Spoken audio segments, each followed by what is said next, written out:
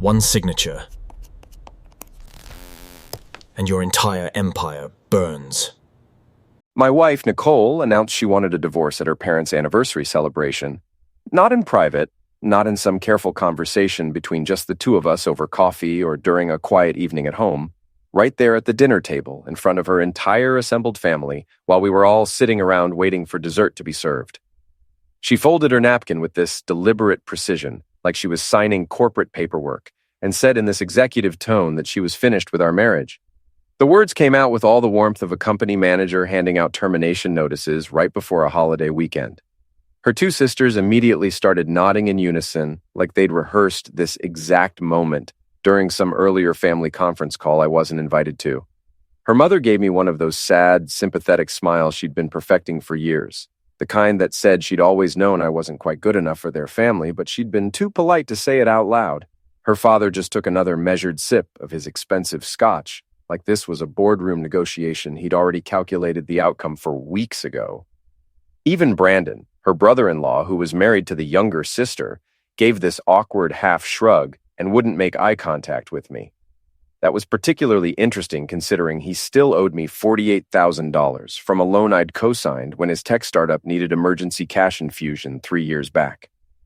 The company had folded within 18 months, but apparently when you're about to watch someone get cut loose from the family, you don't want to acknowledge you're still financially tethered to them in ways you've been conveniently ignoring.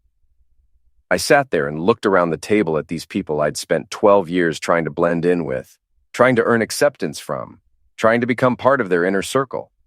People who'd never truly accepted me as one of them, who saw me as convenient and stable and completely forgettable. Nicole's youngest sister had once joked at a holiday party, voice just loud enough to carry, that having me in the family was like claiming a tax deduction in human form, functional, but not exactly exciting. Everyone had laughed. They thought I hadn't heard it from across the room, but I did. I heard everything they never bothered to whisper quietly enough. So when Nicole made her announcement with that smug little smile playing at the corners of her mouth, I put down my fork carefully, wiped my mouth with the overpriced cloth napkin they'd probably spent too much money on, and I smiled back at her. I said calmly, almost pleasantly, that I completely understood her decision. I watched relief ripple across that table like a physical wave. One of her sisters actually let out this audible exhale, like they'd all been collectively holding their breath and bracing for some dramatic scene where I'd beg or cry or make things uncomfortable for everyone. Her mother muttered something under her breath about how it's so much better when people can be civilized about these things, how mature it was that we could handle it like adults. Her father gave a subtle approving nod in my direction, seemingly impressed that I hadn't raised my voice or thrown anything or caused a scene that would ruin their carefully orchestrated family gathering. Nicole herself looked almost triumphant, like she'd just closed a major business deal heavily in her favor and was already mentally spending her commission. That little smile on her face, that satisfied smirk, that's what I remember most clearly. She thought she'd won something significant.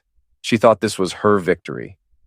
But here's the thing they didn't know. The critical piece of information that kept me smiling calmly while they all celebrated their mature handling of my dismissal from the family unit. That beautiful lakefront house we were sitting in at that very moment, the one with the custom dock and the panoramic windows, and the view they'd shown off in countless family photos and bragged about at every single holiday gathering. It wasn't really theirs anymore. Not legally. Not in any way that actually mattered. Not for the last 10 years. Not since the day her father had quietly defaulted on a restructured loan I'd arranged and personally guaranteed back when they were drowning in debt. They had absolutely no idea. They thought I was the quiet one, the predictable, boring husband who paid bills on time and showed up to family gatherings with a polite smile and appropriate gifts. And to their credit, I'd played that role incredibly well for over a decade. I never made waves or challenged their decisions. I listened patiently while they made plans that excluded me. I mowed the lawn every weekend when her father's back mysteriously went out every spring. I showed up to birthday parties with thoughtful cards and expensive bottles of wine. I was the background character in their family drama, so unremarkable and forgettable they stopped noticing I was even paying attention to anything. But when you're the person nobody watches carefully, when you're dismissed as boring and predictable, you see absolutely everything. Every careless comment, every rolled eye, Every joke made at your expense that they thought you didn't catch. So I kept smiling through the rest of dinner. They started talking logistics immediately, already planning how the separation would work. Nicole could keep the car she'd always wanted. She'd obviously keep the downtown condo she'd been eyeing for months. I nodded along agreeably to everything. I sipped my water. It was almost beautiful in its efficiency how quickly they moved from announcing divorce to dividing up assets they assumed were mine to give away. They thought they'd won some silent war I'd never admitted we were fighting, but I wasn't silent because I was weak or defeated or lacking options. I was silent because I'd been busy for years, busy watching everything, calculating possibilities, and quietly building an exit strategy they never saw coming because they were too busy congratulating themselves on their own cleverness. Let me back up and explain how we actually got to this point. 12 years ago, I walked into their family crisis like someone stepping onto a sinking ship with a bucket and the best of intentions. They called it a family emergency when they summoned me to that kitchen meeting. But let's be honest about what it actually was. Complete financial disaster wrapped up in denial and desperation, and expensive denial. Her father had been running their small commercial real estate company like an amateur playing Monopoly with real money. Over-leveraged properties, manipulated rent rolls to make buildings look more profitable than they were, vendor contracts that were basically handshake deals scribbled on napkins. All of it dressed up in expensive mahogany furniture and fake confidence and the illusion of generational wealth. When the primary lender finally called the note after months of missed payments and the walls started closing in from all sides, they came to me. Not because they respected me or valued my financial opinion, but because they were completely out of options, and I was the only person they knew with clean credit and actual liquidity. I remember that meeting in their oversized kitchen like it was yesterday. Her father sat at the head of the table with this thick leather binder he clearly hadn't opened in years, maybe decades. Her mother made coffee with shaking hands like we were just having a casual Sunday brunch discussion. Nicole stood behind them with her arms crossed defensively, eyes silently begging me to help without actually having to ask out loud. Her father cleared his throat and said they needed a short-term bridge loan to get through a temporary rough patch, like he was asking me to water their plants while they went on vacation for 2 weeks. It wasn't short-term, and it definitely wasn't small. The debt they'd accumulated was $420,000. And their reputation in the local banking community was already completely shot. No legitimate lender would touch them.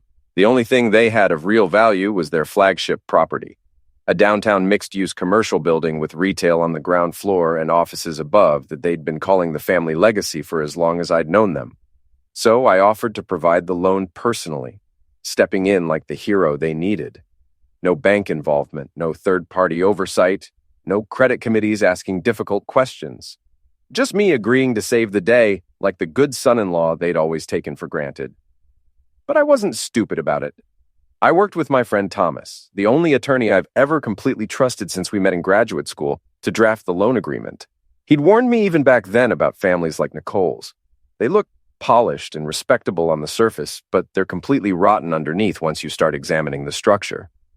Thomas told me point blank that I should build in an exit strategy, that eventually I'd want to get compensated properly on the way out of this family. He had this way of seeing through people's polished exteriors straight to their core motivations. So we buried a clause so deep in the legal paperwork that you'd need a law degree and a magnifying glass and several pots of coffee to find it. Section 11.5, tucked carefully between pages of boilerplate language about payment schedules and default provisions and standard legal terminology that makes most people's eyes glaze over. The clause stated clearly that upon default of the performance note and expiration of a 36-month grace period, full operational control and all revenue rights would automatically revert to the silent investor listed on Schedule C. That schedule was a single page attached at the very end of the contract, with exactly one name typed on it, mine. They all signed without reading carefully, without asking their own attorney to review it, without doing any of the due diligence that reasonable people do before signing major financial documents. Her father was too desperate and too proud to ask uncomfortable questions. Nicole kissed me that night, after the deal closed, like I'd personally rescued orphaned puppies from a burning building. Her mother made an actual toast with champagne, called me a real asset to the family, said they were lucky to have me. Gratitude flowed freely and abundantly when they needed something from me. But gratitude has a definite expiration date in families like this. Entitlement doesn't. 3 years later, their business stabilized as the local economy recovered. Rent checks started arriving regularly again in their accounts. They repainted the entire building exterior, upgraded the lobby with marble and new lighting, replaced all the carpeting on every floor. Her father started bragging to anyone who'd listen at the country club about how he'd turned the whole situation around through smart management decisions and business savvy. Not once in those conversations did he mention my name or the money I'd provided or the loan agreement that was still very much active and legally binding.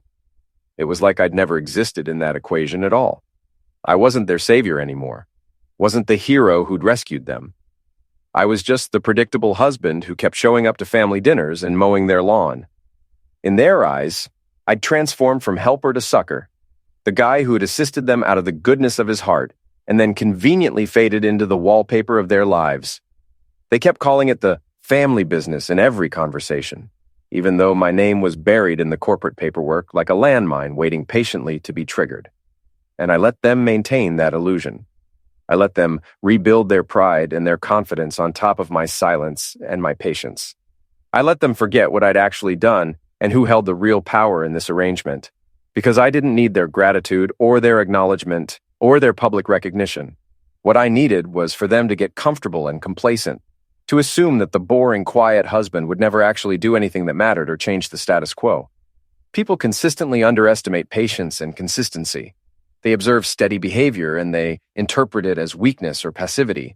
They assume the guy who always refills the coffee pot and shows up on time and never raises his voice could never possibly be the one to light the entire kitchen on fire. But while they were making jokes about my ordinary job and my modest car and my unremarkable hobbies, I was watching absolutely everything with careful attention.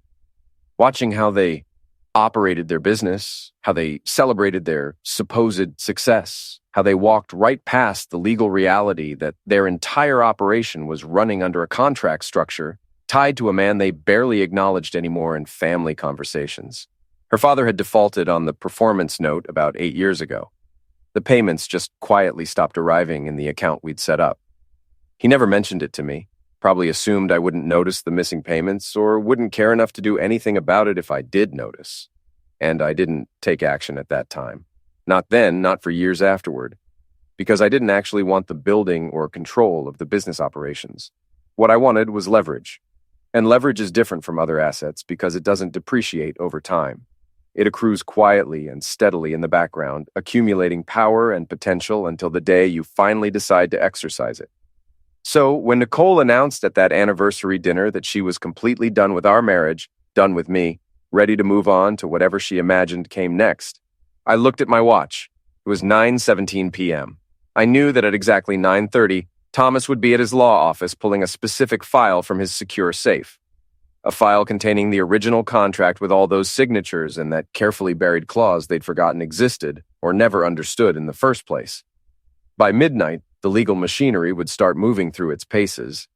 By 7 the next morning, Nicole's family would wake up to find their entire world had shifted overnight in ways they couldn't immediately comprehend.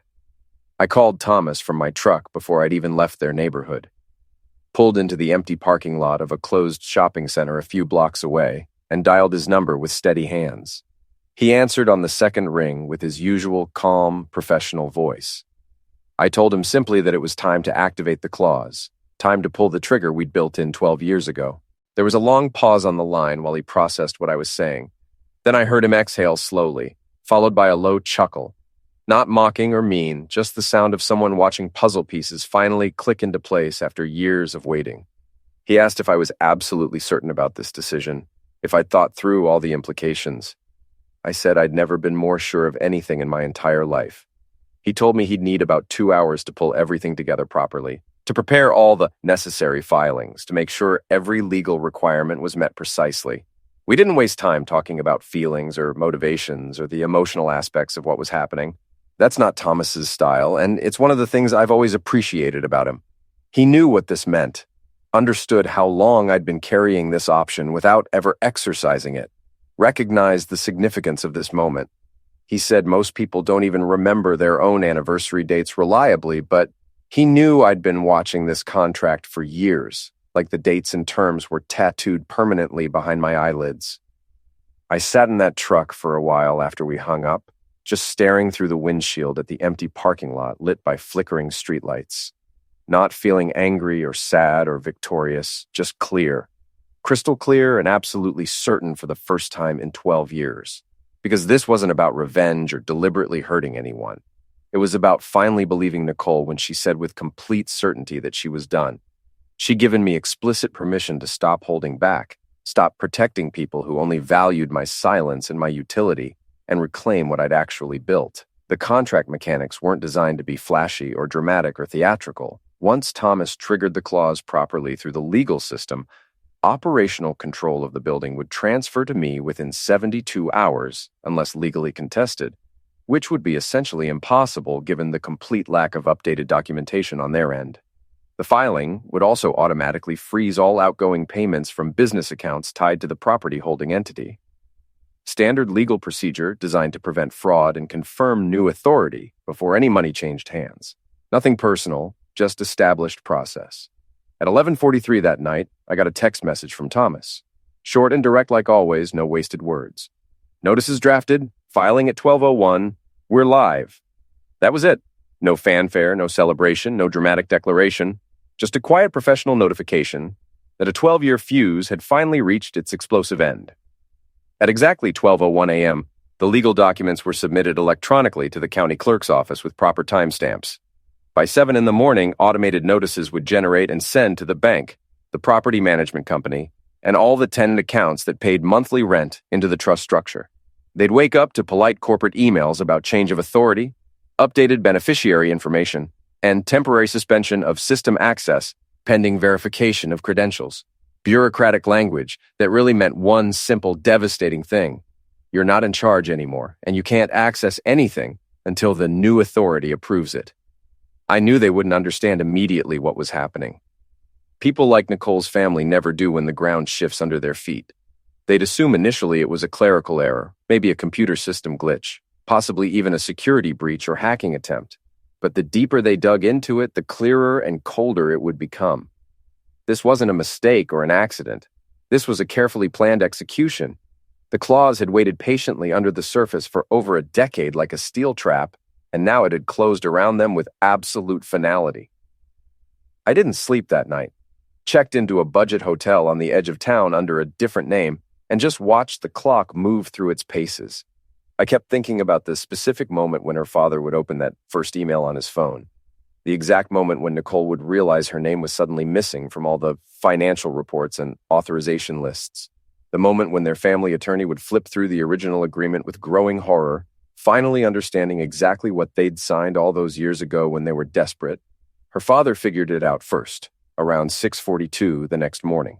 He's not typically an early riser unless there's a golf game scheduled or a contractor he wants to intimidate before breakfast, but his phone woke him up with multiple alerts pinging in succession. He tried logging into the business bank account while still half asleep. Access denied. Tried the property management portal. Access denied. Tried again, thinking he'd mistyped the password. Still denied. His password reset options were completely grayed out, his name no longer recognized as a primary contact anywhere in the system. He called Patricia, his longtime assistant who'd been with the company for 15 years, in a rising panic. She picked up before the second ring and told him she was literally about to call him too. She'd received 3 urgent emails overnight. The landscaping company, the elevator inspection service, and the commercial cleaning contractor had all sent messages requesting immediate confirmation about contract holds and payment issues. One of them specifically mentioned a bounced payment that was supposed to have cleared days ago. Her father asked what name was showing on the system now as authorized. Patricia went quiet for a long moment, then said my name so softly she could barely believe it herself. He demanded she immediately check the legal notice queue in their business email. She was already looking at it. There was a formal letter from the county clerk's office, time-stamped at exactly midnight, officially announcing a change of operational control for the Brennan Property Holdings Trust. That's when her father started to understand the shape of what was happening to them, even if he didn't yet grasp the full magnitude and implications. Because the Brennan Property Holdings Trust wasn't some dormant paperwork formality tucked away in a filing cabinet. It was the actual contract structure, the legal skeleton we'd created to handle the original loan 12 years ago. and now that structure had come back to life with me at the controls. He didn't bother shaving or having coffee or getting properly dressed, just threw on whatever clothes were nearest and drove straight to Nicole's townhouse with his engine still running. He didn't knock politely or ring the doorbell, just barged through her front door like he was raiding enemy territory in a war zone. I heard later from someone who heard from someone else that he was already yelling before he'd even cleared the entryway, holding up his phone like it was evidence in a criminal trial, demanding to know if Nicole had any possible idea what I'd just done to them. Nicole was still in her pajamas, holding a coffee mug she hadn't actually tasted yet, probably still mentally enjoying the afterglow of her divorce announcement from the night before. She looked at him confused initially, probably thinking this was somehow about the divorce itself. He marched straight up to her and shoved the phone directly in her face and made her read the county filing on the screen. She read it slowly, lips moving silently, then read it again even slower. When she reached the specific line listing me as the beneficiary of operating authority, her whole posture changed dramatically. Her shoulders pulled in, her expression went blank. She kept staring at the screen like maybe the words would rearrange themselves into something different if she just looked long enough. She finally whispered that it had to be fake, some kind of elaborate mistake or prank. Her father told her sharply it was from the official county clerk's office, properly time-stamped and completely official. She carefully set the phone down on her kitchen counter like it might explode if handled roughly. She said I wouldn't do something like this, that I wasn't that kind of person, that this couldn't possibly be real. Her father actually laughed at that, but it was hollow and bitter. He said that's exactly what he'd thought too, right up until 7 o'clock that morning when his entire world inverted. They stood there in heavy silence while Nicole processed what was actually happening.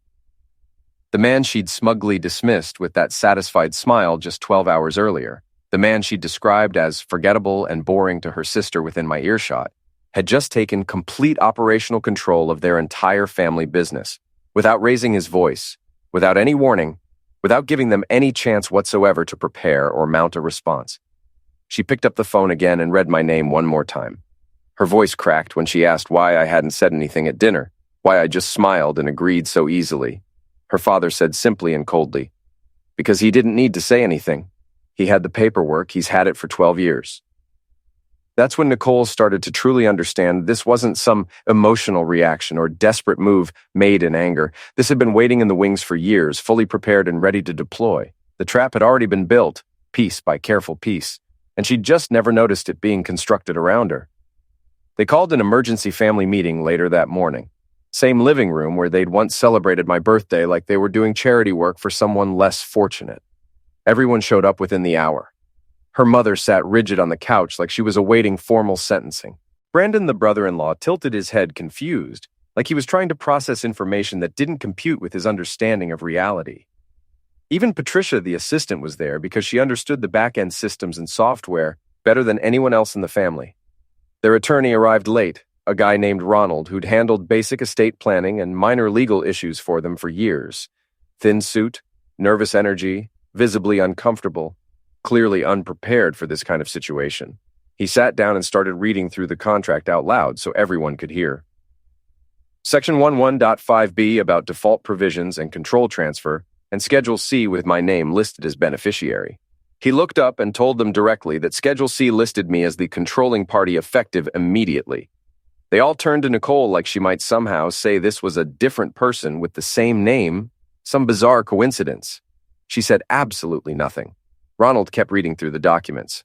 The clause was completely airtight, legally bulletproof. Not only did I now own operational control, but any attempt to legally challenge it would first require full repayment of the original loan adjusted properly for inflation and accumulated interest over 12 years. That meant every single penny connected to the business through the trust structure. $700,000 at minimum, possibly more depending on how the calculations were done. Her father leaned forward and asked what their actual options were at this point. Could they somehow pay me back and regain control? Ronald hesitated visibly, then explained carefully that repayment didn't automatically trigger a release of control. That decision was entirely at my discretion according to how the contract was written. I didn't legally have to sell or release anything. The transfer had been properly completed. It was done. Brandon asked if they could sue to reverse it. Ronald was blunt. They'd lose badly and pay substantial court fees in the process. The contract was valid, properly executed, and completely legally binding. Nicole's mother stood up abruptly and walked to the window, arms folded so tight across her chest they looked permanently fused. She said I was supposed to be family, that I was supposed to help them. Ronald raised an eyebrow and replied that I had helped them. That shut down the conversation entirely. They started desperately grasping at possibilities. Maybe they could refinance through another lender. Maybe they could convince me to renegotiate terms. Maybe they could find a buyer willing to make an offer large enough that I couldn't possibly refuse. Then Nicole spoke for the first time since the meeting started. She said quietly that I wouldn't sell. Everyone turned to look at her. She stared down at the contract pages spread across the coffee table. She said I didn't need the money and I didn't want the building. I wanted them completely out of it. Her voice was flat, empty of any emotion, just cold recognition of reality. Her father started to argue that it didn't make any sense, but Nicole cut him off. She said we'd treated me like background decoration for 12 years, like furniture they'd forgotten they owned. The room went completely silent. Roland finally closed his folder and stood up slowly. He told them that unless they had $700,000 liquid by the end of the week, or unless I miraculously changed my mind, there wasn't anything more to discuss professionally. He left shortly after. They sat there for another 20 minutes, hoping silence would somehow generate a solution. It didn't. 4 days after the filing went through officially, Nicole showed up at my rental property unannounced. It was one of those misty gray afternoons where everything feels damp and heavy. She knocked softly, only 3 times, almost hesitant. I knew who it was before opening the door. She stood there with her hair pulled back neatly, wearing a coat I'd bought her 2 Christmases ago for a holiday party, carrying a cheap manila folder already softening from the moisture in the air. I stepped aside and let her in without speaking. The rental was deliberately sparse, just temporary furniture and completely bare walls. She looked around like she was searching for evidence of my new life, maybe another woman's jacket or personal photos or signs of who I'd become, but there was nothing to find. I'd kept the place deliberately empty and impersonal. She sat down without being invited and said she wanted to talk things through. I waited in silence. She shifted uncomfortably in her chair, clearly realizing this wasn't going to play out like her usual performances where charm and tears could manipulate outcomes. No family backup this time, no familiar territory to work from, just her and me and the heavy silence between us. She said maybe they'd all rushed into things too quickly, that maybe the divorce didn't have to be the absolute end of everything. I smiled slightly, not warmly, but not cruelly either, just enough to let her know I'd heard this exact script before. She added that we'd built a lot together over 12 years, that surely we could work something out like reasonable adults. I told her softly that this wasn't about us anymore. That ship had sailed. She blinked like the words didn't compute with what she'd prepared to say. She switched tactics smoothly, said she knew I was hurt emotionally, but we could fix it, that maybe if I'd just undo the filing, we could all sit down with her father and work through everything properly. I said no. Simple, direct, final. She repeated the word back to me like a question she didn't understand. I stood up calmly, walked to the side table, and picked up a single sheet of paper I'd prepared 2 days earlier, anticipating this exact conversation. I walked it over and placed it in front of her gently. She looked down and read the heading slowly. Voluntary Transfer Agreement. Below it, the terms were crystal clear and simple. Transfer price, $0. I was offering to give her the entire building back, completely free, with one single non-negotiable condition: permanent severance of all personal and professional contact. She and her entire family would sign a legally binding agreement never to speak to me again, never to mention my name in any context, never to attempt contact in any form whatsoever. Ever. Her eyes scanned the page multiple times, like she was looking for hidden clauses or trick language or fine print that would change the meaning. There wasn't any. It was straightforward and absolute. She looked up at me and asked why I was really doing this. I tilted my head slightly and told her the complete truth. 12 years ago, when we got married, she'd asked me what I wanted from our life together. She never actually listened to my answer or cared what it was. This wasn't about revenge. It was about finally believing her when she said she was done. She opened her mouth to respond, then closed it again. The same way people do when they realize the conversation they prepared for isn't the one actually happening. I explained calmly that I was giving them the building, free and clear. They could keep the legacy, keep the name on the door, keep all of it, but they'd never see me again. Never contact me for any reason, never use me as a cautionary story or a punchline at family gatherings. I handed her a pen. She didn't take it immediately. She said quietly, she didn't think I hated her enough to walk away like this. I shrugged and told her I didn't hate her at all. I just finally believed her. She stared at me like she wanted me to break, to show some emotion she could work with, to give her an opening. But I just walked to the door and opened it. Stood there waiting silently. She picked up the paper. Didn't sign it right then. Just held it like a verdict she hadn't prepared to receive. Then she walked out carrying it. No goodbye. No final plea. Just left. The folder she'd brought sat on the table. I checked it later. Completely empty. She'd come with nothing real to offer. 2 days later, Thomas called me. The signed agreements had been returned by courier. Nicole and her entire family had signed without modification. The building transferred back to them with no strings attached except the permanent no-contact clause. Thomas asked if I wanted to review anything before he finalized everything. I told him no. Just process it and close the file permanently. That was 3 weeks ago. I'm writing this from a small beach house on the Washington coast, a place I bought 5 years ago during a work trip and never mentioned to anyone in my life. Paid cash from a separate account I'd been quietly building. The ocean comes in steady and relentless every morning. Same rhythm every single day. I finally understand what real freedom actually feels like. Not the kind people post about on social media with sunset photos and inspirational quotes. The real kind that comes when you stop letting other people's opinions define your worth and you reclaim your own life completely. Nicole hasn't called. Not that she could. The number she had doesn't exist anymore and the agreement prevents any contact. And even if she somehow tracked me down, the signed document sits in Thomas's office, her signature fresh, her eyes in that moment finally recognizing that she'd spent 12 years underestimating the one person who never needed applause to win. Now I sit alone watching the water, finally understanding that the best victories don't need witnesses. They just need patience, planning, and the willingness to wait until the exact right moment to stop being invisible and reclaim everything they thought you'd never fight for.